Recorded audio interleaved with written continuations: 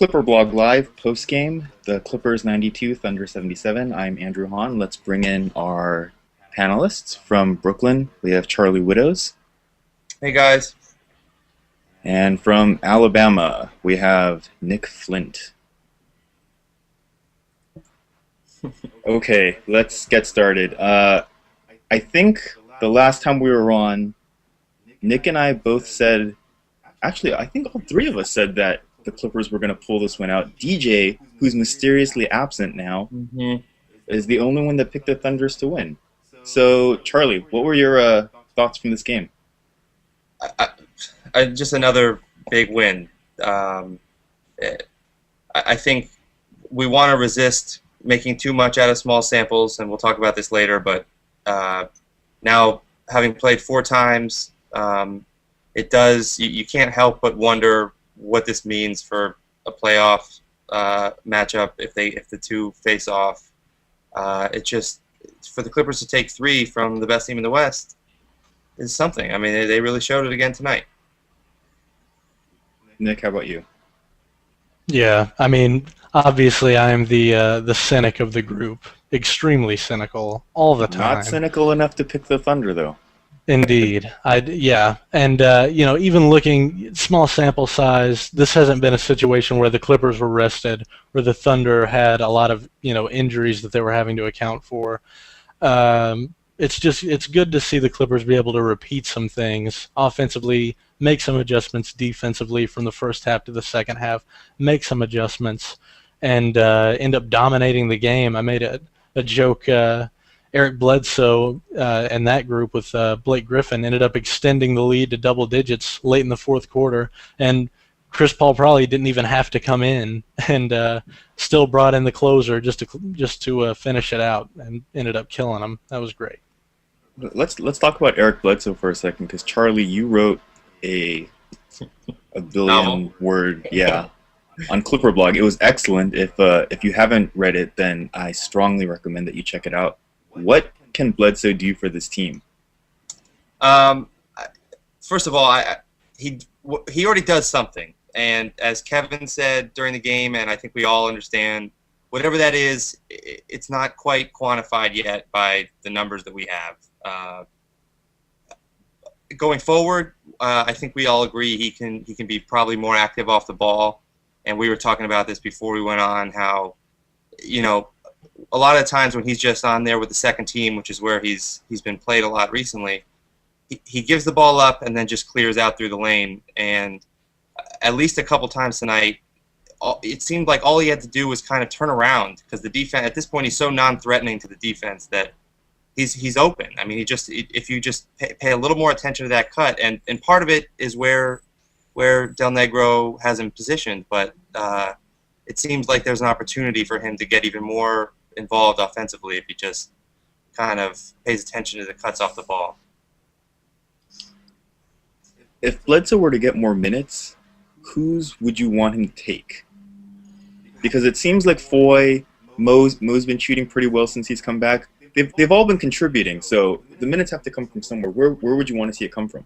No, it's true, and I think the other thing is you never know who's going to be. The Clippers at this point can kind of count on something from some combination of Young, Foy, and Mo Williams, but you just don't know who it's going to be. So you can't just decide to take one person out and put it in Bledsoe. As I said, I think it would be interesting to try Bledsoe with Paul. I think having someone out there who is such a good passer, who can enable Bledsoe off the ball, I think would help. I think also, gosh, I mean, I don't know. It's tough. I think there is something to be said for playing Williams and Bledsoe together, just because Williams just scores and Bledsoe needs that to support him offensively at this point. I don't know. It's a balancing act, and Vinny Del Negro has to deal with that, not me. Always at the end, pass it off on the coach. Definitely. Yeah. But anyway, I think I sort of was feeling a hot hand kind of deal when we first started talking about this and realized, hey, Bledsoe can make enough of a defensive impact and also, rebounding, pick up the pace a little bit, not, we know he can't space the floor, but there are certain lineups now, and especially if Caron Butler is on, or if Nick Young is having a pretty solid game and has his head on right, where you can stick in like a Chris Paul, Bledsoe, Young, or Butler lineup that could do, play some pretty solid defense. Nick Young, not a horrible isolation defender, can't guard Kevin Durant. We saw tonight, although he struggled forcing some threes, but I think he shot 12 free throws or something, most of them with Nick Young hacking away at him. And but yeah, I definitely would like to see what I would call almost a Keith Bogans thing, where Bledsoe can come in, be one of those kind of like DeAndre, have the big first quarter. I feel like the young guys love to get involved early, and then you kind of see where everybody else goes as you go through the rotations. And if you want to stick with Bledsoe, you can do that later in the game. Yeah. Yeah. Like you said, it seemed like Durant had a mission to prove that Nick Young had no impact on his poor shooting game the previous time at Oklahoma City when the Clippers won.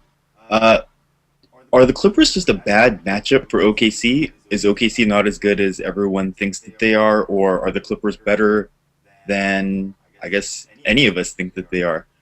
Because one thing I notice is that when Oklahoma City likes to go small, they put Durant at the 4, Ibaka at the 5. The Clippers can put Kmart on Durant and kind of use him sort of like Haslam on Dirk during the 06 finals, kind of muscle him up, push him outside, and make him take contested shots. And then you have Bledsoe on the perimeter. He can guard Westbrook or Harden. Is it just a bad matchup? What is it, Charlie? Yeah, sure. I mean, Oklahoma City's very good. There's a reason why they're the best team. They have the best record. But against other good teams like the Clippers are, and like the ones that are going to play in the playoffs, it's just a style. We've talked about this. The style of play that they rely on is so finicky. I mean, you're not going to be able to have, Durant gets to the line a lot when he's not making them. Westbrook gets to the line a lot when he's not making his shots. But at the end of the day, the Clippers have won this series because they had more contributions from other people. And Oklahoma hasn't had Harden really go off. In the first game, I think Daquan Cook was the only player in double figures other than Rose and Westbrook and Durant.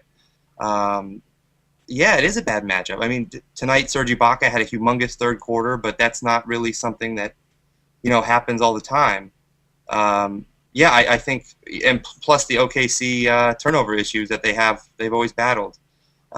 It's something that does give you a little bit of optimism if you're a Clipper fan, I think. Nick, what do you think? It's kind of a tough call, and you look at the season series splits. They haven't updated for this game yet, and both teams kind of you're not necessarily seeing the weaknesses that you'd expect to see exploited. It's more like both teams seem to, I don't know. OKC, in terms of like Charlie was saying, they can be a little out of control. The turnovers, especially, the Clippers can thrive on those. The Clippers don't turn many teams over, but obviously, if you let the team get out and run, that's great. Do we see that much tonight? Not so much, but we did see some good pick and roll play. We know that the Thunder are not that good of a defensive team. The Clippers have shot three-pointers well, and tonight we saw it again and again. They were open. This was not like a forced situation. Over the course of a playoff series, if we imagine these two teams somehow matching up, it would probably depend on who made the best adjustments. And I think that Oklahoma City, in terms of the talent, even the Clippers having Chris Paul, the whole gang, I think Oklahoma City should be able to make the adjustments to eventually beat the Clippers. If I was going to predict that, I'd probably say 6-game series in favor of Oklahoma City or something like that. Yeah. Go ahead. Sorry, yeah, one other thing. I mean, I think I kind of lost sight of the main thing. I think the Clippers have the best player on the floor in this matchup, which kind of gives them, at the end of the day, with one possession or whatever it is, they have the one you want. They have the guy with the ball. And even though Russell Westbrook has a reputation as a good defender because he's athletic and strong and physical, Chris Paul really got the best of him a lot. He's just out of position, and it's just one move, and all of a sudden Westbrook's out of the play, and everyone's forced to help. Yeah, really, if we were looking at a series between these two teams and getting ahead of ourselves a little bit, but you would definitely say that the biggest matchup to exploit, especially with Blake having to deal with a three-headed monster post defense, would be Chris Paul and Russell Westbrook, and then distributing from there. But we haven't seen the best of Kevin Durant. He can abuse better than he did tonight. That zone can definitely be busted. Especially, I worry about the zone in terms of a playoff series because you can adjust to that. But also, you could have like a Dallas Heat type thing where they just never figure it out and the Clippers end up winning. So, Yeah. definitely hope we end up seeing this also because it's a great matchup. I mean, it's completely possible that the Clippers are just in the Thunder's head. I mean, we said it before we went on air. They win this season series 3-1. They split the season series 2-2. Clippers were not as good as they were this season. So let me just throw it out there. Are the Clippers a legitimate title contending team now, Charlie? Sure. Yeah, I've said it before. I think just again matchups, the way they match up with the best teams in the league, the Heat, the Thunder. They beat them both. They have length up front. They have Chris Paul. But I don't think that viewing the Clippers as contenders needs to come in relation to the Thunder, because I've also been on record as saying I don't trust the Thunder with close games in series where each possession matters as much as it does. But I do, yeah. I think the Clippers are contenders. Nick? I have almost been talked into it in this last, 40 minutes or so, but I'm going to stick with it and say that they are not, as good as there have been in terms of some individual matchups, or, well, not individual matchups, some different high points in the season, you could say. I don't know. The Clippers can still struggle against playoff teams. They still, with Chris Paul, with Blake Griffin, those guys are off the court at some points, and you have to put trust into Mo Williams, who in the past has struggled in the playoffs. A guy like Nick Young coming off the bench, Caron Butler, who has been up and down all season. Hopefully he has kind of been pacing himself, so to speak, and he's been playing fewer minutes recently, and he'll have something in the tank for the playoffs. Something I haven't thought about much is how DeAndre Jordan is going to do first time in the playoffs for him, first time in the playoffs for, a lot of these guys, Blake and DeAndre. So I'm interested to see what happens with him. Yeah. But I'm overall slightly in that, at the top of the second tier in the West of playoff contenders, but not a championship contender, not in that top tier. Okay. I mean, I'm in the boat with Charlie. There doesn't seem to be a clear-cut contender, so if there's no clear-cut contender, then the Clippers are in that next group of sort of contenders. If today you drove to Vegas and could put a bet down on a team comfortably and say that team is going to win, then that would be a title contending team. But that team doesn't exist. You have a lot of teams where you're going to put your money down and make a sour face. And the Clippers can be just as sour as I don't know. I think I would probably have like a troll face going on as I laid the money down on the Spurs, because everyone is forgetting about them after the first round exit last season. Yeah. I don't know. People forget Manu was not healthy at all in that series against the Grizzlies, and it was still, it went 6 games, but there were 2 or 3 close games in there. So I would have agreed with you before the Lakers without Kobe put a thumping on the Spurs. I didn't know the Spurs could lay an egg like that. And that just showed that, just like anyone else, they're fallible. True. Yeah, I think I'd feel pretty good putting money on the Heat, but that's just... Yeah, also an excellent bet, yes. Other than that... Okay, I'm just going to check over the box scores here for a second, and I want you guys to tell me if these are reproducible instances or not. Let's start with the Thunder. Russell Westbrook, 4 for 16, 1 for 5 from 3, 9 points. Is that reproducible, Charlie? It is, although I would generally expect that to come with a couple trips to the line, so more points. It's tough to keep him from scoring somehow. Okay. Kevin Durant, 7 for 18, 0 for 7 for 3. I don't remember him taking that many 3-pointers. 10 for 12 from the line, 24 points. Nick, I guess that's a pretty decent defensive effort. Yeah, especially considering, Young, and I wasn't a big believer in Kenyon Martin when I saw you mention him in terms of the Haslam comparison, but then he did a great job late. So I Yeah, could see that definitely. I mean, I Durant think only scored Durant 5 probably points in the second half. So. Yeah. I think Durant definitely is. He'll knock you out of that zone better than he did tonight. He pulled some quick ones, and there was a time I think against the Grizzlies in the playoffs last season where he kind of had that similar thing where he's like, okay, it's going to come down here, superstar moment, but clank, yeah. So that can happen. This is kind of a uninhibited team offensively sometimes, so you can take advantage of them.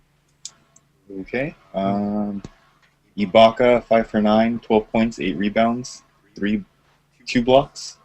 Charlie, you think those are numbers that he could put up against the Clippers regularly?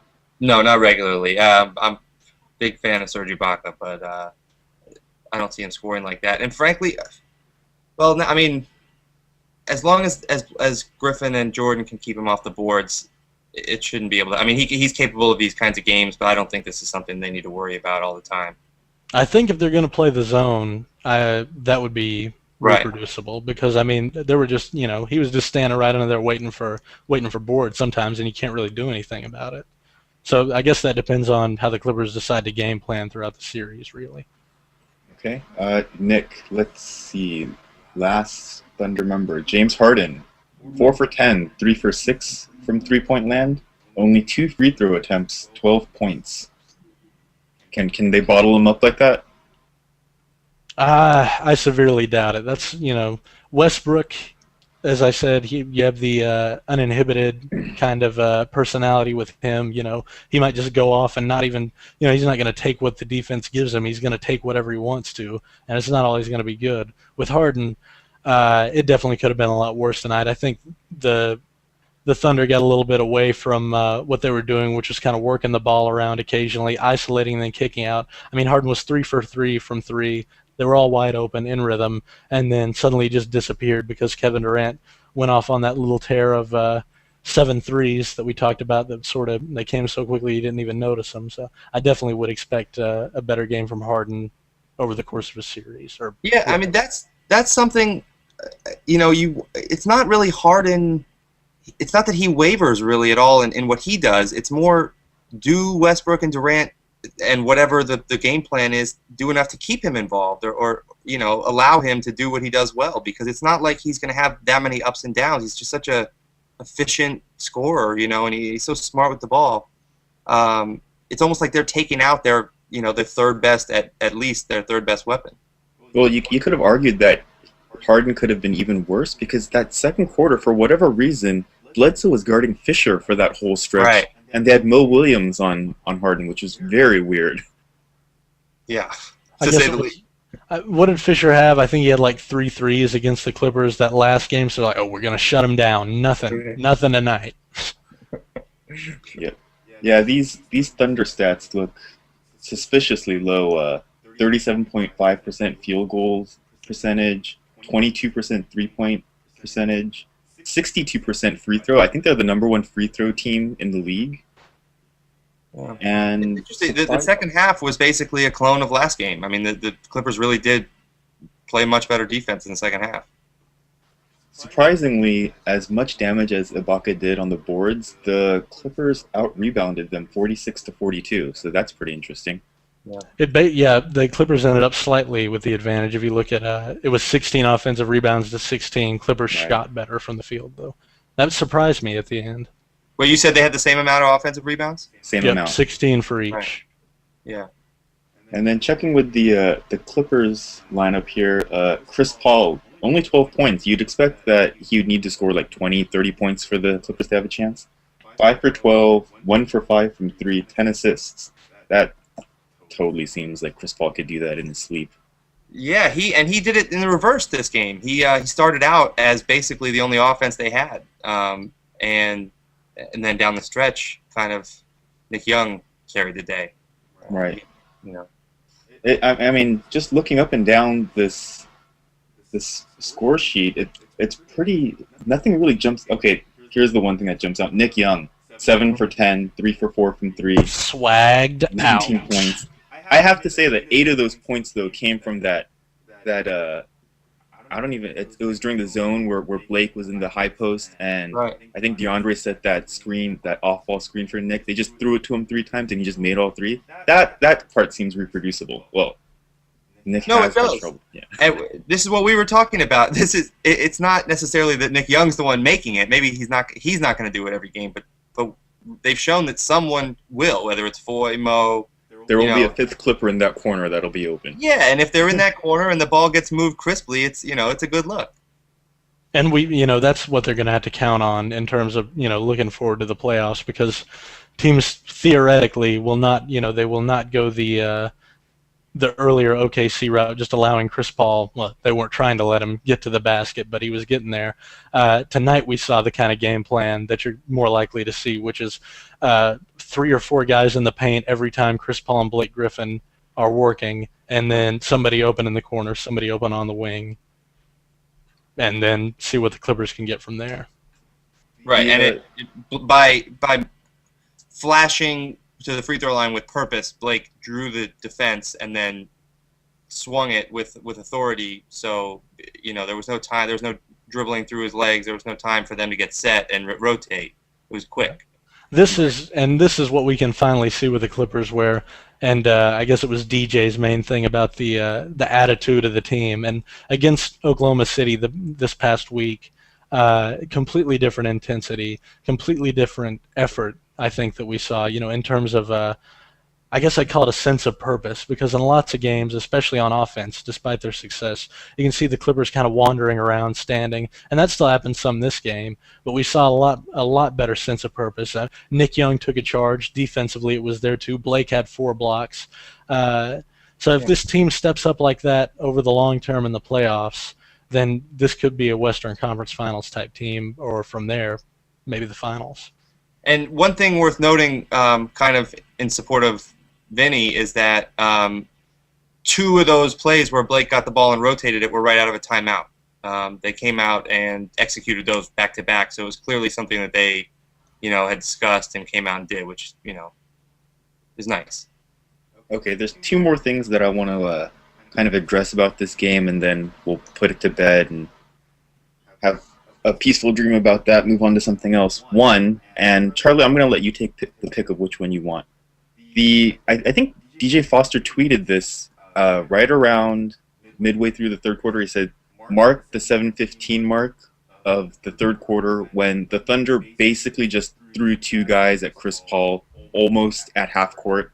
And he said that is how teams are going to defend Chris Paul. And there were 2 or 3 offensive possessions there where the Clippers didn't really look like they knew what was going on. How did they get around that? The other, well, that's not the only one. Here's your other choice. Okay. Clearly, defensively, they did something in that 3rd quarter that just completely derailed Oklahoma City. What do you want to say about the Clippers defensively in that 3rd quarter? I guess I will take that one. I think it seems like we're kind of repeating ourselves, but they just stayed in front of Westbrook and Durant. I mean, those guys didn't get to the basket. I guess that's what the zone was for. They forced them to stay out on the perimeter, and again, you let Oklahoma's. It's kind of like when you in the old days you let Kobe shoot the Lakers out of a game. Like, you let those guys be the ones who are just going to keep shooting, and hopefully that style turned. You bring in Bledsoe, you bring in Kenyon Martin, you bring in Reggie Evans, who are going to get rebounds and create transition opportunities, and all of a sudden you're converting at the other end. Nick, you got that offensive problem. Yeah, and amazingly, I know exactly what he was talking about, because I recall seeing Collison finally jump up on a screen, basically, they call it blitzing it, and I was like, whoa, that hasn't happened all game, because they had been trying to, as we said earlier, just kind of letting Blake roll into the paint, 2 or 3 guys in there, Perkins waiting, Muhammad was in the game for a bit, Ibaka when he wasn't fouling, and Chris Paul right there in the traffic, and he maneuvered through the traffic. He had a great 10-second drive around to find DeAndre Jordan for a great layup. But the key really is what we were talking about earlier, where if they're going to blitz Paul, he's basically going to have to get rid of the ball quickly. So that's either going to lead to a drive or a three-pointer for someone else, be it Nick Young, Williams, whoever, or you're going to go back and reset and see what Chris Paul can create. So no matter what teams try to do against Chris Paul in the pick and roll, there are only 2 or 3 different things, and this team has seen them all over the course of the season. There will be a higher, intensity will be ratcheted up. Teams are going to be trying to force the ball out of his hands more. But I'm not, in terms of looking forward, I'm not too worried about how the offense is going to do in terms of the pick and roll with Chris Paul. Okay. Let's answer a couple of Twitter questions here. Let's see. Sadada Mans, you can follow her at B4 Blake Griffin. She wants to know Clippers winning the season series over the Thunder. If they met in the second round, who has home court? Well, okay, the Thunder would have home court because they would just be a higher seed, so that's that. Eddie Neves. Make us look good. Eddie Neves is apparently with the Knick bandwagon. Not convinced of anything with the Clips. Have we already forgotten the Warriors game already? Nick, you want to... I think he's talking about the effort from the Warriors game, how that D-League team kind of gave us a run for our money. And there have been other games throughout the season, and that's definitely the point. When you see these kind of struggles happen, it's from, I think you can blame a lack of focus in a lot of cases, which you shouldn't be seeing in the playoffs. And then in other cases, it's, the defense couldn't stop Nick Robinson, who basically played Chris Paul to a standstill, which is so weird to say. But I'm glad we got to say that, because I was really hoping we would have a show that night just so I could talk about Nate Robinson. Ridiculous player. Anyway. You want 30 seconds on Nate right now? No, I do not. No? Okay. Let's see here. Okie Doke, you can follow him at Winning Cures All. He says, do you guys think the Clippers are well prepared to go deep in the playoffs with what they have? And let me just outline the playoff seedings at the moment. Because the Clippers beat Oklahoma, they are now the number 2 seed. San Antonio is the 1 seed. And let's see here. Denver beat Houston, and Dallas lost in triple overtime. So Denver is now the 6th seed. Do you think that... First off, in the first round, who would you rather have? Would you rather the Clippers stay at 4, play Memphis at 5 with Marc Gasol, who apparently has a bone bruise in his knee, or go up to 3 and face Denver, apparently now? Charlie, let's start with you. That's really interesting. I hadn't thought about Denver. I definitely would have been more scared to face Denver before the trade. Nene is a beast, and I know that contract wasn't great, but in the playoffs, he just eats people up. Gosh, that's a really interesting question. I'm not as scared. I know DJ is terrified of Memphis, of that matchup. Again, I think what the Clippers have going for them can work against any of these teams. It's just really, where's that third scorer going to come from? And, I don't know. I think either one, I don't want to play Denver, I don't think. They scare me a little bit. That's kind of like the, an unknown, or they're kind of like, they're very strange. Denver has a strange team. You can't read them. But, I guess I've sort of been supporting the whole, let's get Memphis thing. And with Marc Gasol possibly being hurt, Zach Randolph is not himself lately. I'm in the area, so I get every single Memphis game. I really like that team. But Rudy Gay, if there's, he can take advantage of Clippers' wing defense, but he's also having one of the worst seasons of his career recently. He absolutely has not rebounded from his injury last season or the lockout. Mike Conley, not a bad defender, not a bad offensive player, but he does not worry me against Chris Paul in the playoffs. Their bench, they depend a lot, especially when their starters are not out there in terms of scoring, on forcing turnovers, and I don't think you're going to see that in the playoffs against the Clippers. The team doesn't turn the ball over very much at all. On the Denver side, they're definitely weak. I think they've fallen off a lot, but Gallinari is back. If he happened to peak, that we remember, I think, how Lawson did against the Clippers. So I think I would much rather see the Grizzlies, and I'm going to stick with the Grizzlies in terms of favorable matchup, especially with an injured Gasol. Yeah, I'm definitely going to agree.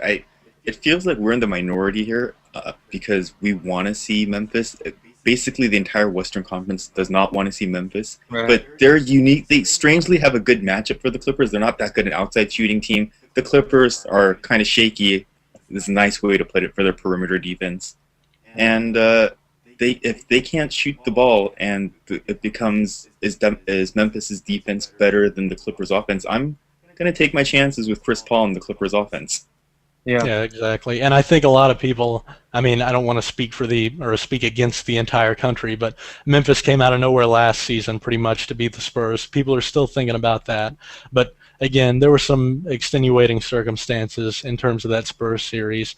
And I don't think a lot of people have been watching the Grizzlies this season, even though they've been, obviously they've been solid. They maintained a 5-6 seed without Zach Randolph, but they're not full strength. They don't worry me that much, simply put. I think the matchups are there to be exploited, especially in terms of their offense, depending on turnover so much.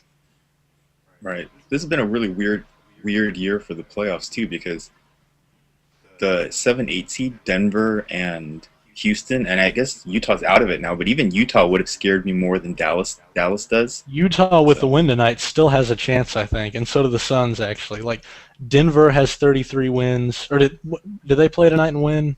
Denver beat Houston by 2 in Houston. Okay, they have 34 wins. The Mavericks have 34 wins. Utah has 32. The Rockets have 32 and just lost to – who the Rockets lose to? Denver. Yes, of course. I'm terrible. I should point out being, there are 2 or 3 teams that can kind of flip around at the bottom there. That Houston loss, the Houston loss and the Clippers win guarantees them a spot in the playoffs now. So we are officially in the playoffs. Pop that champagne. Pop that, Chris. Indeed. I heard people joking about putting up a banner. I would not be against it. Go ahead, just what is this? 5 in the last 30 years or something like that. Ridiculous. 3 more wins, and that'll lock in home court advantage too at this point. So that'll be interesting. Mm-hmm. If the Clippers win 3 more, then they can just sit Chris Paul everyone for the final 2 games. Yeah, they were talking about that on the pregame show, and I hadn't thought about resting the guys, but like kind of what we were saying, there's not really a matchup that's that much more favorable than another. So, if they can rest guys that need it or work on different lineups that, kind of like spring training in baseball, you work on your curveball even if it's, you're getting hammered just to work it out before you need to start using it. Right. I could, as we were talking about, that Bledsoe lineup would be very interesting if they just kind of like experimented with it down the stretch. All this positivity feels so strange to me. It's probably going to be some kind of horrible defensive collapse in like the very first game of the playoffs. We're going to be in the danger zone. Red alert. But maybe not. Maybe things are going to be good. I don't know. I do like these matchups, though. Yeah. Poor, sad DJ Foster just tweets in that takes umbrage with some of our comments. He doesn't speak against the entire country. More unnicked tonight, Flint or Young.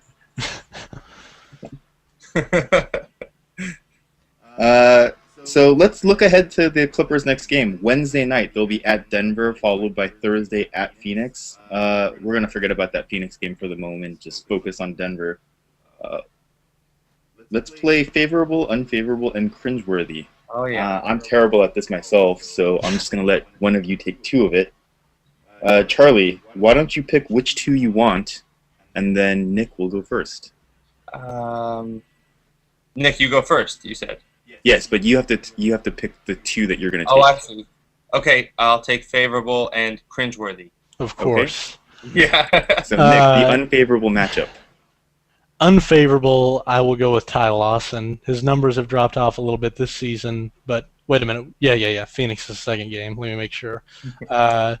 I would call this entire little 2-game series right here unfavorable for the Clippers, though, because those 2 teams are fighting for their playoff lives, more or less. The Clippers are fighting for a playoff seeding. That's a little iffy. Okay. All right, I would say the favorable matchup would be between DeAndre Jordan and JaVale McGee. Not necessarily for a team, although I think DeAndre, maybe it would have the edge, but it's just for fans in general. Watching those 2 guys, I've always thought that those two, when they go up against each other, is just an awesome show. They're just jumping to block everything, so long, so athletic. So that's favorable for all fans. Everyone wins. And then the cringeworthy matchup, I would say, has to be the coaching matchup, which I don't see George Karl, leaving his best defender, doing what Vinny did with the Bledsoe, leaving him on Fisher thing. I just, as we talk about adjustments, I just see that as kind of an uphill battle there for Vinny. Eddie Neves tweets in one more time. He's like, you don't want to see the Clippers win the Pacific Division. I wasn't going to touch this, but someone else brought it up. So would you want the Clippers to win the Pacific Division? I have a personal opinion on this, and that opinion is they play in Staples Center where there are those annoying Lakers banners, and it would look kind of weird to see a Pacific Division banner raised across the way from it. Charlie, what do you think? Yeah, no, this has become a thing, and it's not like it's not a thing about which seed you get in terms of matchups. It's a thing of, I guess people are talking about it like a pride thing, or like a, obviously I if it were, one or the other, where you do something that's good for your playoff run or good for winning the division, I think you obviously are focused on the playoffs and you couldn't care less about the division. But I think it's nice. Yeah, the more series you potentially have home court for, I think is better. Would you want to raise that banner? Would you want him to build that, put up that banner that says Pacific Division 2012? I don't know. I don't care. I personally don't care. Great answer. Does that? If they feel good about it, then great. Nick? Yeah, thinking about it, I can kind of see how that would be cool, but then I could also hear the pundits, oh, it's the Clippers, they're raising a Pacific Division banner. And then I could also see the players, wait a minute, we don't want to put that up, we're shooting for a championship. So it would just be a ridiculous amount of posturing. It would probably be better just for the Lakers, or wait a minute, they're in position to win, yeah, still? To win so it'd probably be better for the Lakers just to maintain their positioning and go ahead and take another Pacific Division banner that they do not care at all about. While they probably whine about how whatever's going on in Lakerland right now, Mike Brown ruining their offense and defense. I personally, I want whatever is going to be the better first round matchup, and I don't want to see Denver. So yeah, I would agree with that 100%. Okay, so let's predict the Wednesday night game at Denver. Who's going to win and the score, please. Nick, how about you first? I've seen enough bad Al Harrington the last couple of months to go ahead and look past the matchups that favor Denver and the motivation. So I'm going to pick the Clippers, and I think I will go 110 to 101. Okay. High-scoring game.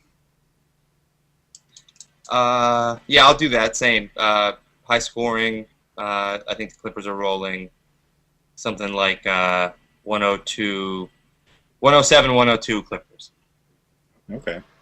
I'm also going to take the Clippers because I am not a contrarian, and it's 2-1 right now. And I'll say that the Clippers win this one. I don't know that they can score 110 points. I'm really hoping that Trey Tompkins just plays like 7 minutes of the fourth quarter, and they'll never get there if he's in. I'll say Clippers 105, Denver 95. That's what I'll go with. I like it. Free Trey Tompkins. Okay, so I guess that's going to conclude this ClipperBlog Live for Charlie Widows and Nick Flint. Clipper Nation, stand up, rise up, or just get off the ground.